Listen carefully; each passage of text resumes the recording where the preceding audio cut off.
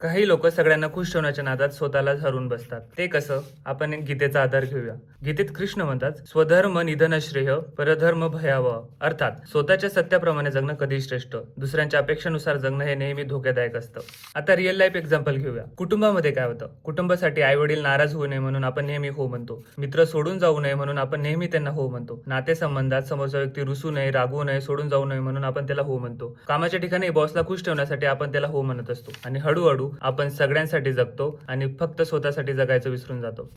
आता psychological angle बघूया. असं नेमकं का होतं? आपल्या माइंडला रिजेक्शनची भीती असते, अप्रुव्हलची गरज असते. का? कारण लहानपणाची आपली कंडिशनिंग असते की कोणाला दुखू नये, इतरांना नेहमी खुश ठेवायचं, मोठ्यांना नाही म्हणू नये. म्हणून मनात एक विश्वास तयार होतो की मी सगळ्यांना खुश ठेवलं तरच मी स्वीकारला जाईल, नाहीतर दूर फेकला जाईल. आणि याच भीतीमुळे आपण स्वतःला विसरतो. सायंटिफिक अँगल बघूया. मेंदूमध्ये एक सोशल सर्व्हायवल सिस्टीम असते. हजारो वर्षापूर्वी टोळीमधून बाहेर फेकलं जाणं म्हणजे मृत्यूची शक्यता होती. म्हणून मेंदूने शिकवलं. लोकांनी स्वीकारलं म्हणजे सुरक्षित आणि नाकारलं म्हणजे धोकादायक. आणि म्हणूनच आजही कोणी नाराज झालं म्हणून मेंदूला धोका असल्यासारखं वाटतं.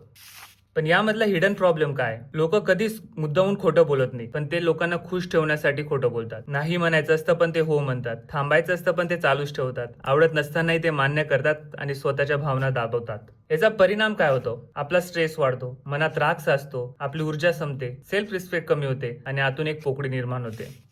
आध्यात्मिक सत्य काय? तुम्ही कधीच सगळ्यांना खुश ठेवू शकत नाही, कारण प्रत्येकाची अपेक्षा ही वेगवेगळी असते. आज तुम्ही एकाला खुश ठेवलं तर दुसरी व्यक्ती नाराज होईल. म्हणून कृष्ण म्हणतात, सत्याशी प्रामाणिक राहा, लोकांच्या अपेक्षांशी नाही. तर यावर सोल्युशन काय? लहान लहान गोष्टींपासून सुरुवात करा. लहान लहान गोष्टींपासून नाही म्हणायला शिका. लोकांच्या प्रतिक्रियांना घाबरणं थांबवा. स्वतःच्या गरजा सुद्धा तितक्यात महत्वाचं आहे हे स्वीकारा. आणि रिस्पेक्ट मिळवण्यासाठी स्वतःला हरवू नका. फायनल ट्रूथ, जे लोक फक्त तुमच्या हो मुळे तुमच्या सोबत आहेत ते कधीच तुमचे नव्हते. आणि जे लोक तुमच्या नाही नंतरही तुमच्या सोबत राहतात तेच तुमचे राहतात.